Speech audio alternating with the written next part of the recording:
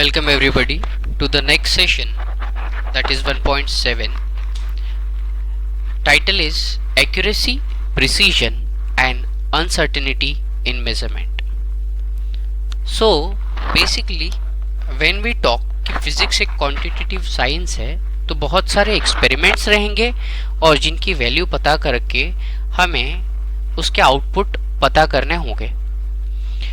जब भी हम कोई एक्सपेरिमेंट करते हैं with the help of instruments, so जो एक्चुअल वैल्यू है वो वैल्यू पता करना हमारा मेन एम होता है। लेकिन इससे जुड़ी हुई दो टेक्निकल टर्म्स यहाँ डेवलप होती है। The first one is accuracy and another one is precision. So let's say कि आपने एक वे बैलेंस लिया जिसमें एक आपने चीज रखी है जिसका मास आपको पता है जो कि है 5 किलोग्राम। अब ये जो 5 केजी मास है इसे अगर मेजर करना है तो मेजर करते वक्त हो सकता है कि वैल्यू चेंज मिले। सो while noting the output value, if you have 5.01 kg first time, that is A, and 5.05 kg B and 5.04 kg third time, that is C.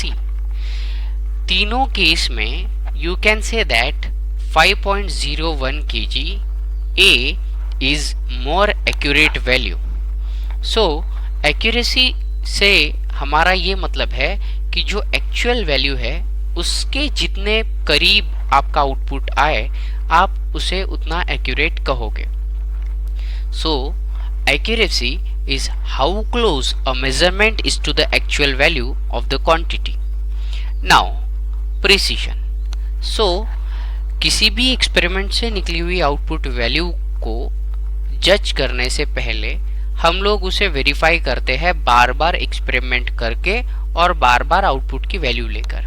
So first time when you took out the value, so value was 5.02 kg.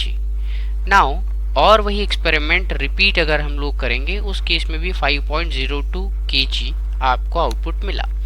Third time you got 5.01 kg.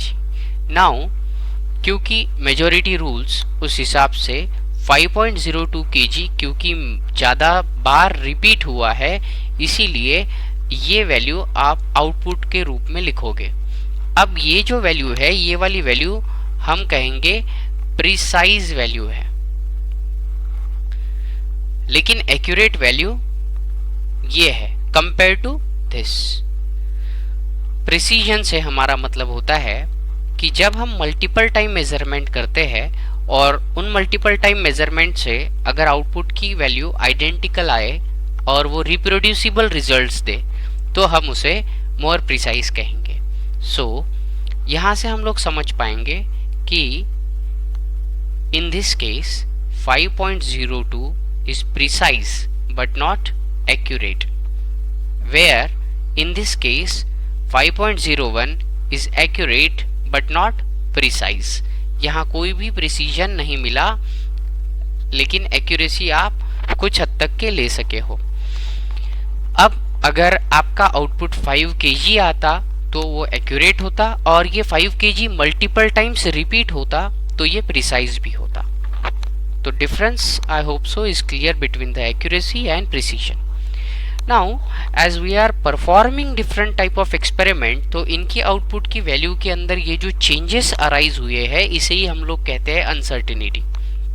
So uncertainty means the value which are not fixed.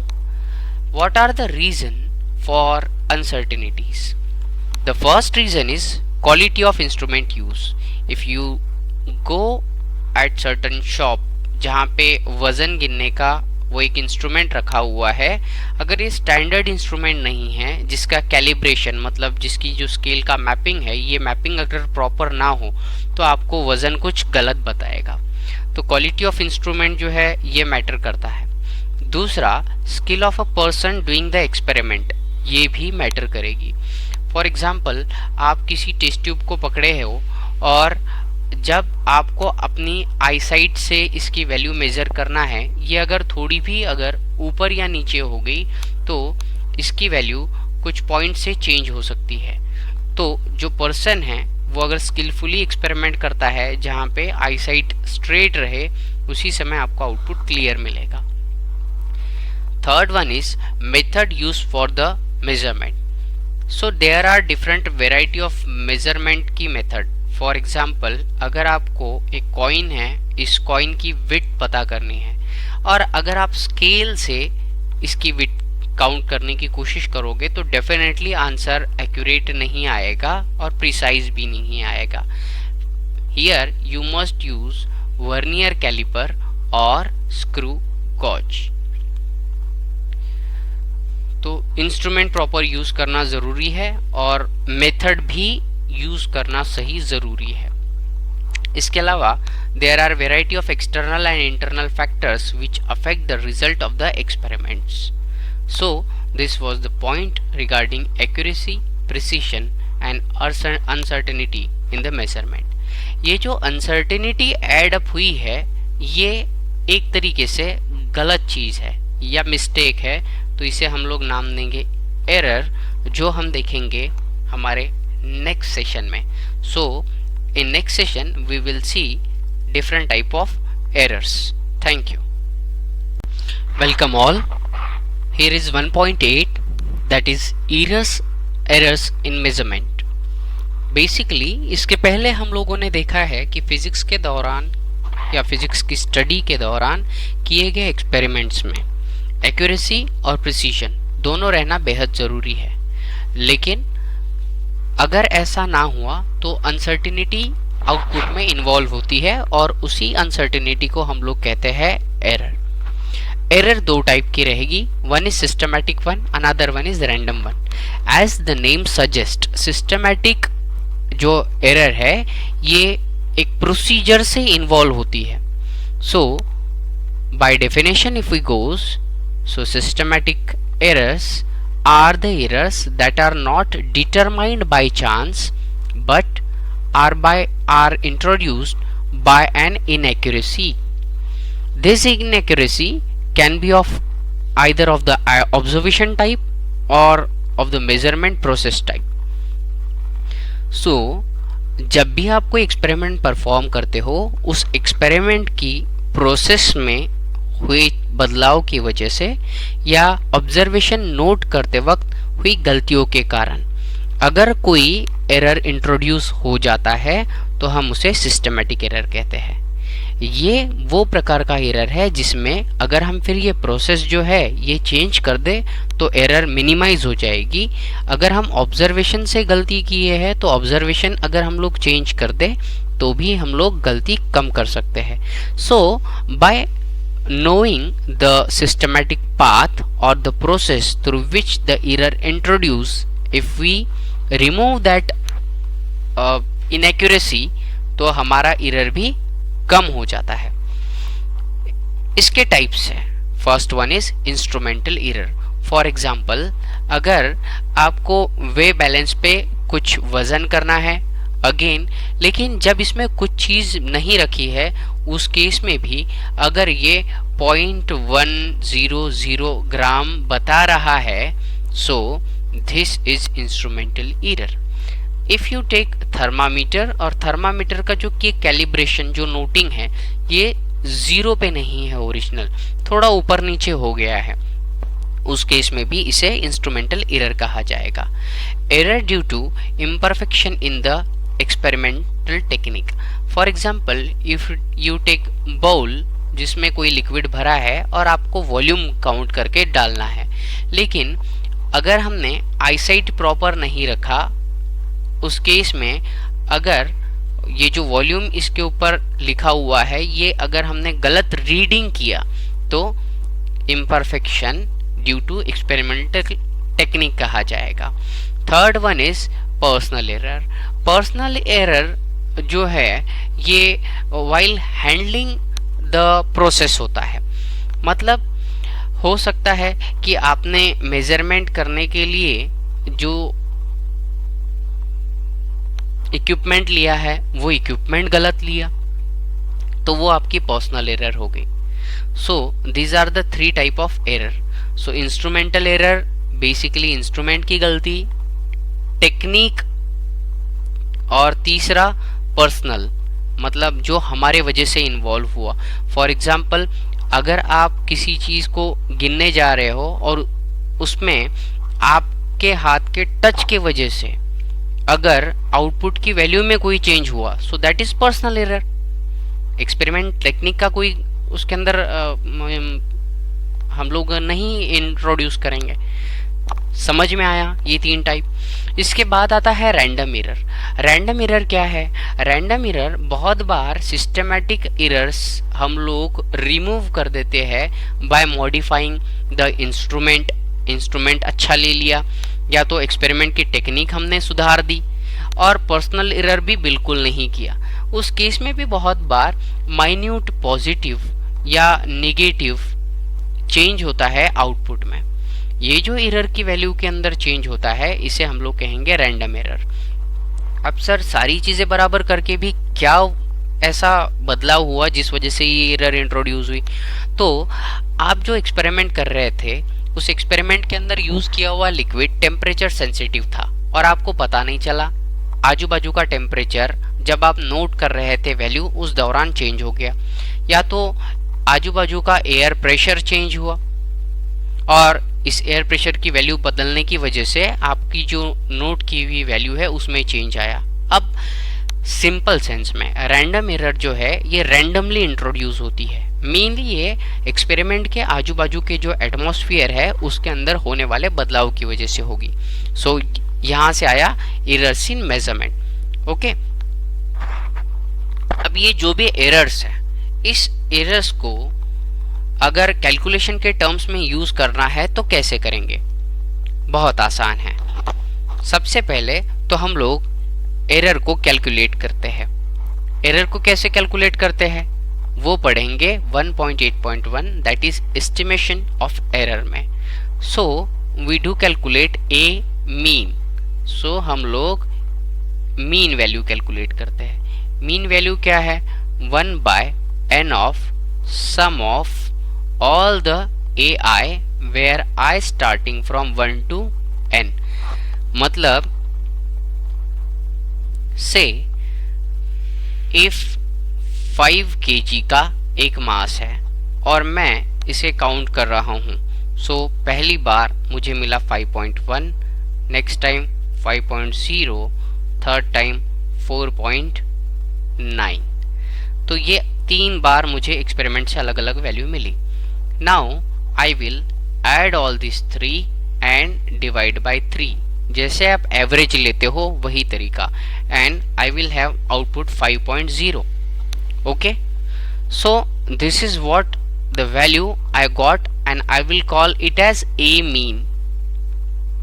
अब अगर यहाँ पे ये value और मैं एक बार experiment करूं और ये 5.1 आ जाए तो ये हो जाएगा डिवाइड बाय यहाँ पे चेंज होके 4। ओके, और फिर इसकी वैल्यू 5 से थोड़ी बहुत चेंज होके ऊपर की साइड में चली जाएगी। सो ऐसे मिला हमें ए मीन। अब पता करते हैं एब्सोल्यूट एरर किसे कहेंगे। So magnitude of the difference between mean value and each individual value is called absolute value. So let us consider कि ये आया है हमारा 5.03। Okay, so this is a mean. तो ए मीन से इस हर एक वैल्यू का हम लोग डिफरेंस कैलकुलेट करेंगे और उसका मैग्नीट्यूड लेंगे। मतलब 5.03 माइनस 5.1, इसका जो आंसर आता है ये है -0.07।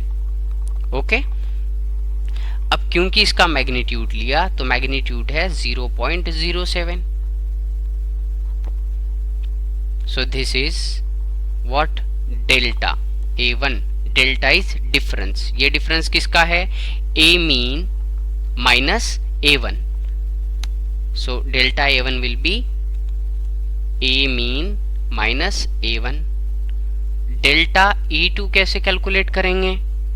A mean minus E2। और इसको जब ये दो साइड में लाइन दी जाती है, इसका मतलब ये होता है कि ये एक एब्सोल्यूट, मतलब ये पॉजिटिव आउटपुट देगा आपको। अंदर भले ही निगेटिव आए या पॉजिटिव आए, आउटपुट में आप पॉजिटिव ही लिखोगे। अब ये क्या हो गया अगेन, इसके लिए भी केस 5.1 है तो 0.07 आउटपुट आया। थर्ड केस में क्या होगा, delta A3 will be A mean minus A3 which is 5.0 minus 5.03। Okay, sorry, here 5 point क्या है mean 03 minus 5.00, so answer will be 0.03 और ये मैग्नीट्यूड आ रहा है, समझ पा रहे हो? अब मीन एब्सोल्यूट एरर हम कैसे कैलकुलेट करेंगे? तो आपने अभी तक के एब्सोल्यूट एरर जो निकाला है, इसका मीन निकालना है बस। तो जो delta A1, delta A2, delta A3 की वैल्यू हमने कैलकुलेट की है, इसे सम अप कर देंगे और डिवाइडेड बाय, जैसे 3 है तो 3 कर देंगे, अगर ये n रहते तो ये n से कर देंगे। सो फॉर्मूला हमारा आया, that is delta A mean is called as mean absolute error is 1/n of sum of all the delta AI, where I की वैल्यू चेंज होती है 1 से लेके n तक के, and 1/n। so delta A mean is equal to 1/n and sum of all delta AI where I is changing from 1 to n। okay? अब जो physical quantity हमारे पास है, उस क्वांटिटी को हम लोग रिप्रेजेंट करते हैं A is equal to A mean plus minus delta A mean. So A जो क्वांटिटी है ये निकाली जाएगी A mean plus minus change in A mean. तो फाइनली इस फॉर्मेट में हमें लिखना होता है जहां पे ये चेंज इन ए मीन है आपका एरर, जो कि पॉजिटिव है नेगेटिव। इसके पहले आया था कि आखिरी की 2 डेसिमल प्लेसेस में 10 का डिफरेंस है, और तब मैंने इसके बारे में आपको जानकारी दी है। ठीक है, थोड़ी रफ आइडिया इसके बारे में हमने दी है।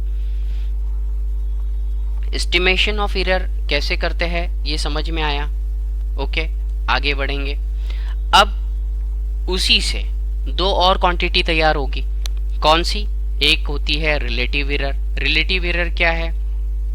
आपका जो मीन एब्सोल्यूट एरर है और ए मीन आया है, इसके रेशो को हम लोग कहेंगे रिलेटिव एरर। और जब इसको मल्टीप्लाइड बाय 100 कर दे तो वैल्यू मिलती है परसेंटेज एरर की। सो फ्लो कैसे गया है? सबसे पहले तो वैल्यू आई A1, A2, A3, A4 up to AN। ये n नंबर के अंदर हमने ऑब्जर्वेशन जो रिकॉर्ड किए है वो। अब क्या हुआ था, इन सब के अंदर सम करके हमने क्या पता किया, डिवाइडेड बाय n करके A मीन की वैल्यू पता की। अब नेक्स्ट सेशन के अंदर क्या करेंगे, A मीन में से A1 माइनस करेंगे और ये हमें देता है डेल्टा A1 की वैल्यू। डेल्टा A2 की वैल्यू कैसे मिलती है, A mean minus A2। Delta A3 की वैल्यू कैसे मिलेगी, A मीन माइनस A3। ठीक है, अब delta A1 plus delta A2 plus delta A3 up to delta AN का सम करके डिवाइडेड बाय n करेंगे तो ये हमें मिल गया डेल्टा A मीन। ओके, समझ आया यहाँ तक? अब relative error delta A mean divided by A mean और मल्टीप्लाइड बाय 100 कर दिया तो परसेंटेज एरर मिल गया। Understanding all the formulas. इसके ऊपर दिए एग्जाम्पल्स जैसे जैसे सॉल्व करते जाएंगे वैसे वैसे ये चीज़ और ज़्यादा एक्यूरेसी से समझ आएगी। ओके, लेकिन सभी फॉर्मूले बाय हार्ट होना बहुत ज़रूरी है, समझकर।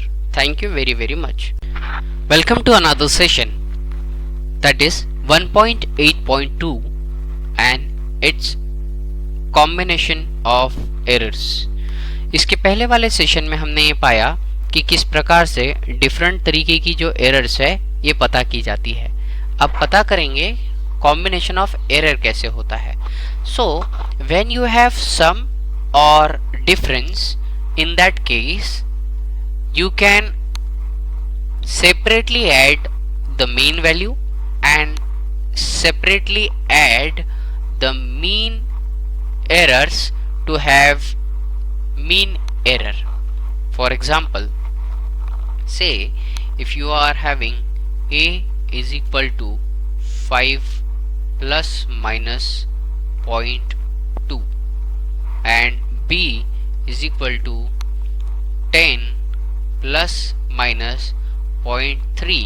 So while having summation a plus b, that is 15 will be your output, and change in a plus change in b, so delta value का sum, that is 0.2 plus 0.3 will be delta z.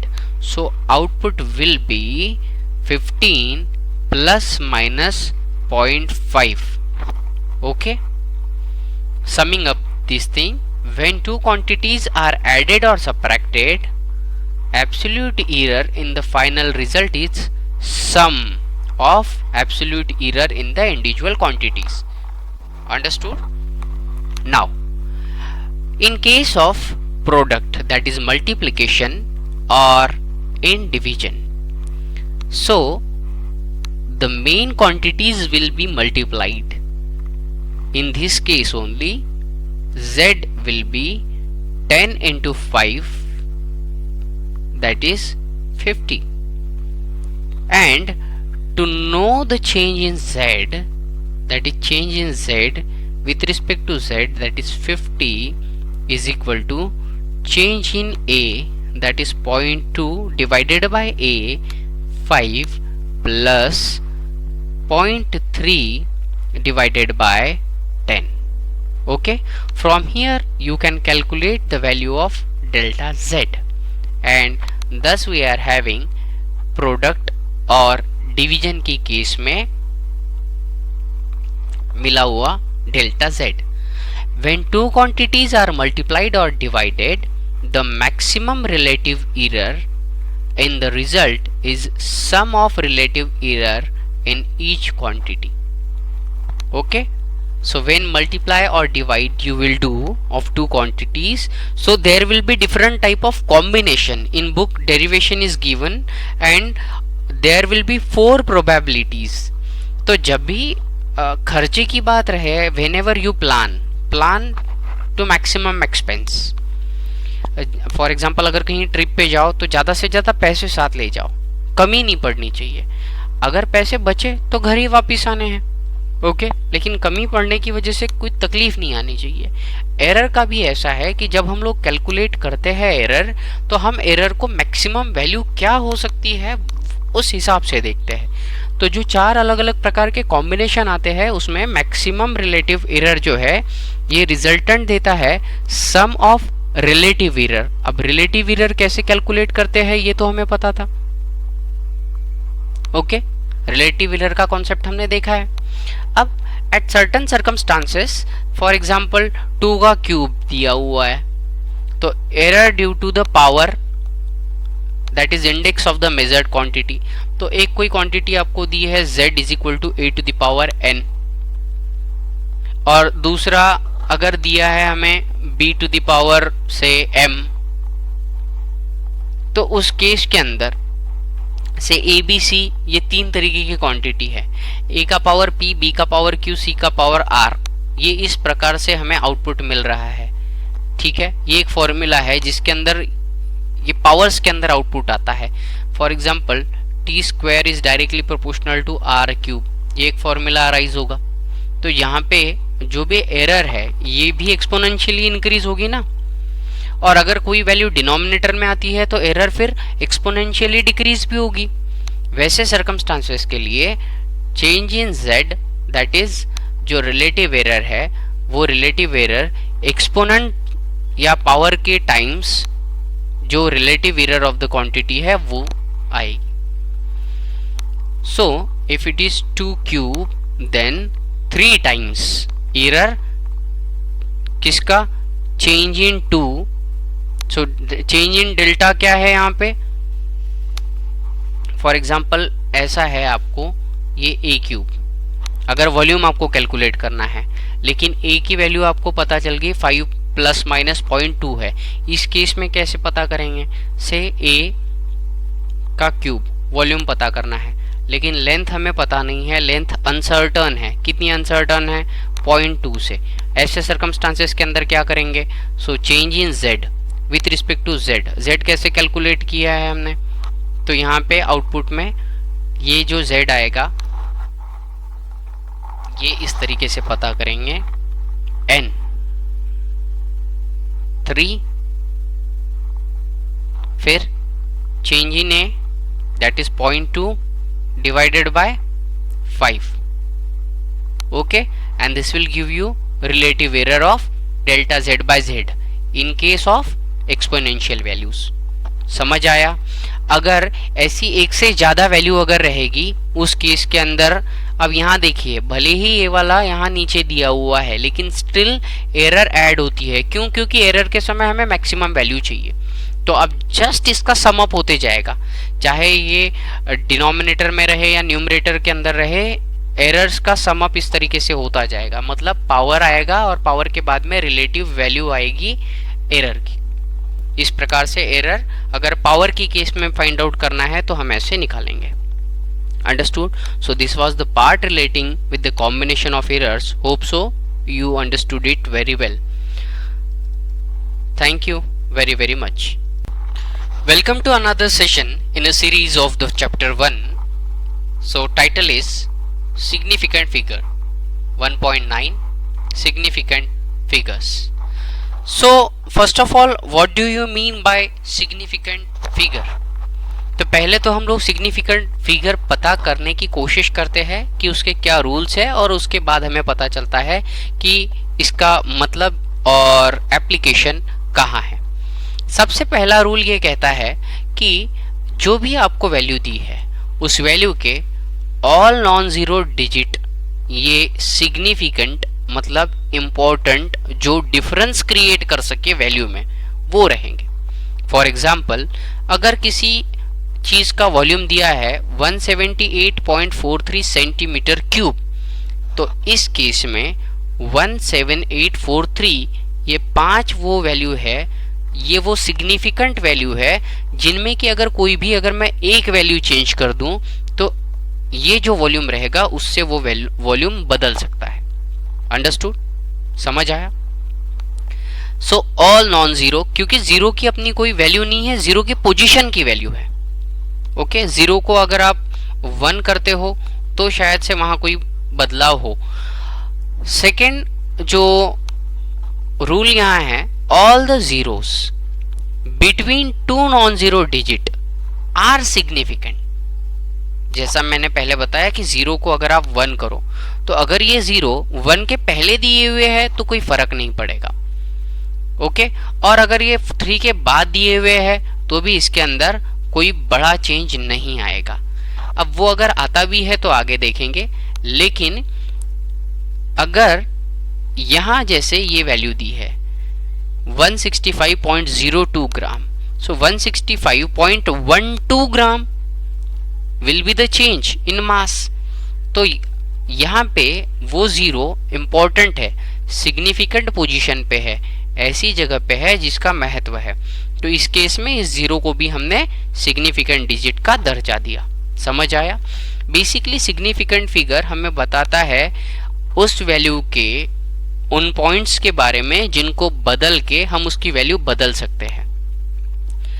Third rule is if a number is less than 1 the zero or zeros on the right of the decimal point and to the left of the first non-zero digit are non-significant. बहुत important बात कही. So let's write 1405 1405. ठीक है. Now write 01405. कोई change हुआ नहीं. अब लिखिए 001405. कोई चेंज हुआ नहीं. तो अगर हम लोग क्या कर रहे हैं, एक नंबर जो कि लेस देन 1 है, इस केस में 0 on right of the decimal point, तो डेसिमल पॉइंट के राइट हैंड साइड में जो है, and to the left hand side of first non zero digit are not significant. तो ये 1 के पहले जो है और इस डेसिमल के राइट में ये सिग्निफिकेंट नहीं है. इसीलिए इस केस में ओनली 4 डिजिट ही सिग्निफिकेंट रहेंगे, दैट इज 1405. तो यहाँ वाला 0 जो है ये सिग्निफिकेंट है, लेकिन इसके पहले वाले 1405 के बीच वाला 0 सिग्निफिकेंट है, लेकिन उसके पहले वाले 2 0 सिग्निफिकेंट बिल्कुल नहीं है. Now fourth rule is the 0 on the right hand side of the last non-zero number are significant, but for this the number must be written in a decimal point. Okay, 0 कहाँ के, right hand side के, किसके, non zero number के, क्या रहेंगे, significant रहेंगे. लेकिन किस केस में, जब हम इसे डेसिमल फॉर्मेट में कन्वर्ट करें. सो 1.500 और 0.01500 दोनों केस में कितने हैं, 4 सिग्निफिकेंट फिगर्स है. ओके, सो यहाँ पे ये सिग्निफिकेंट फिगर है. अब ये कहाँ यूज होगा, बहुत जगह यूज होता है. जैसे अगर आपके पास एक अगेन वे मशीन है और एक वे मशीन में एक चीज 3 किलो, एक चीज 3.00 kg ऐसा बता रही है, तो ये मोर एक्यूरेट है. व्हाई, बिकॉज इसमें 3 सिग्निफिकेंट फिगर है और ये 2 वैल्यू तक की इसके अंदर का एरर बताता है. पॉइंट के बाद 2 वैल्यू तक का इसका एरर हम लोग फाइंड आउट कर सकते हैं. इसकी उतनी कैपेसिटी है बारीकाई से वो एरर पता करने की. हो सकता है ये 2.99 भी बताता, मतलब आपको यहाँ 0.01 का एरर इंट्रोड्यूस हो गया और वो है ये इस मशीन ने बता सका, ये मशीन आपको नहीं बता पाएगा.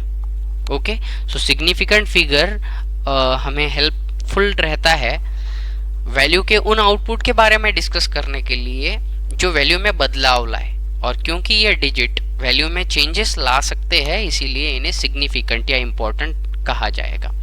अब कोई भी अगर फिजिकल क्वांटिटी है तो उसे हम a इंटू 10⁻n के फॉर्मेट में एक्सप्रेस करते हैं, जहां a कोई एक ऐसा नंबर रहता है जो 0.5 से लेके 5 के बीच में है और n जो पावर रहेगा उसे ऑर्डर ऑफ मैग्नीट्यूड कहते हैं.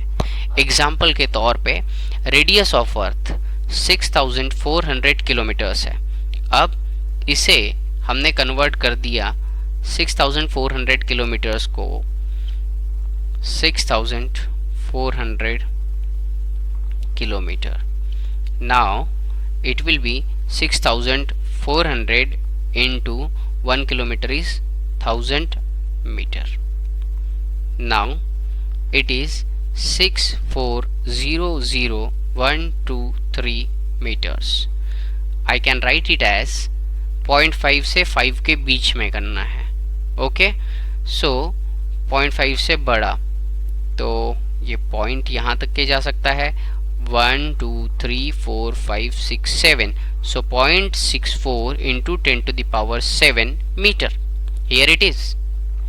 तो ऑर्डर ऑफ मैग्नीट्यूड कितना है 7 और नंबर ऑफ सिग्निफिकेंट फिगर कितनी होगी 2. तो ये बहुत इंपॉर्टेंट कॉन्सेप्ट है. आपको पूछा जा सकता है कि ऑर्डर ऑफ मैग्नीट्यूड क्या रहेगा, तो 0.5 से 5 के बीच में ये नंबर कन्वर्ट करना है इससे पता चलता है सिग्निफिकेंट फिगर्स, जिसके रूल्स यहाँ दिए हैं कैसे पता करेंगे सिग्निफिकेंट फिगर। और 10 की जो भी पावर रहेगी आइदर पॉजिटिव और नेगेटिव, ये आता है आपका order of magnitude. So order of magnitude will be the power, okay, an integer will be the order of magnitude, और सिग्निफिकेंट फिगर पता चलता है 0.5 और 5 के बीच से। Understood this thing? Okay, so significant figure is very much important concept, जिसमें question में आपको ऑर्डर ऑफ मैग्नीट्यूड पूछा जाता है। Thank you very much, welcome. So in the series of chapter 1 के सेशंस, नवंबर 2018 में 26 general conference on weight and measures हुई, जिसमें सभी लोगों की सर्वसम्मति से ये अप्रूवल हुआ कि international committee for wait and measures जो अपॉइंट की गई थी, उन्होंने जो प्रपोज किए हैं उस तरीके की फंडामेंटल यूनिट की डेफिनेशंस लागू की जाए। अब ये जो फंडामेंटल यूनिट्स है, इनकी जो डेफिनेशन अप्लाई की गई है, ये 20 मई 2019 से अप्लाई की गई। SI unit of each of the 7 fundamental unit, that is meter, kilogram and etc. uses one of the following 7 constant which are proposed to be having exact values as given below. So these are the certain constant which you must need to learn by heart. First one is Planck constant, ये H से denote किया जाता है। इसकी value है 6.62607015 into 10⁻⁻34 joule second. Okay, जो elementary charge है, सबसे बेसिक चार्ज, इसकी वैल्यू है 1.602176634 into 10⁻⁻19 coulomb. Now you may ask the question कि सर ये इतनी लंबी वैल्यू पता रखना जरूरी है क्या? नो, स्टार्टिंग के 3 डिजिट जरूरी रहेंगे, जो लाइक 6.626 इंटू 10⁻⁻34 और 1.602 into 10⁻⁻19 coulomb. Boltzmann constant k की वैल्यू दी है, that is 1.380649 into 10⁻⁻23 joule per kelvin.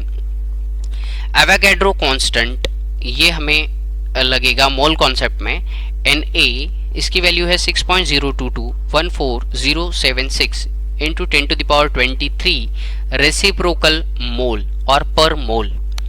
Speed of light in vacuum, जो कि अभी तक के 3 इंटू 10⁸ मीटर पर सेकेंड हम लोग याद रखते थे, और ये पहले भी हमने देखी है, ठीक है, मीटर की लेंथ डिफाइन करते वक्त। सो दैट इज C से डिनोट किया जाता है, और ये है 299792458 मीटर पर second. Now ground state of hyperfine structure of transition frequency of cesium-133 atom. Okay, so this is the delta change in frequency of CS, that is cesium atom. इसका unit होता है हर्ट्ज और पर second. ये है 91926311770। Luminous efficacy of monochromatic radiation of frequency, ये है 540 into 10⁻12 hertz. Okay, और जो ल्यूमेंस इससे निकलता है उसकी वैल्यू है 638 कैंडेला स्टेरेडियन। सो यहाँ ये जो SR दिया हुआ है, ये स्टेरेडियन डिनोट करता है, और ये SI यूनिट है सॉलिड एंगल का, ये हम ऑलरेडी देख चुके हैं। ये सारी वैल्यू आपको बुक में मिलेगी। The modern definition for unit second and mole are based only upon the respective constant. ठीक है, for example a second use ground state hyperfine structure of transition frequency of cesium-133 atom, जो कि हमने एक second की definition के वक्त देखा। So second is defined as 919-263-1770 times or periods of transition of cesium-133 atom between two hyperfine states. Mole concept में हम लोग एवोगैड्रो नंबर का इस्तेमाल करते, जिसमें 6.0221407 इंटू 10⁻23 इतनी एंटिटीज को हम लोग 1 मोल कहते हैं। मतलब अगर इतने नंबर ऑफ इलेक्ट्रॉन रहेंगे या आयंस रहेंगे या एटम्स रहेंगे या मॉलिक्यूल्स रहेंगे, तो उस सब्सटेंस के उतने मास को या वॉल्यूम को हम लोग 1 मोल कहते हैं। Definition of all the other fundamental unit uses one constant which we have seen above. For example, metre के लिए हमने speed of light in vacuum का इस्तेमाल किया एज अ कांस्टेंट। सेकेंड के लिए हम लोगों ने सीसीएम के ट्रांजिशन लेवल का इस्तेमाल किया, या तो फिर distance travelled by light in vacuum जो है हमने उसका इस्तेमाल किया हुआ है। ये जो फिगर है मतलब figure which was given in a book, ये बताती है अलग अलग क्वांटिटी का एक दूसरे के ऊपर की डिपेंडेंसी। वो फिगर आपको देखनी है अच्छे से, और एक क्वांटिटी को दूसरे क्वांटिटी की मदद से कैसे डिराइव किया गया है ये आपको पता करना है। Okay, so this was the chapter. Thank you very very much.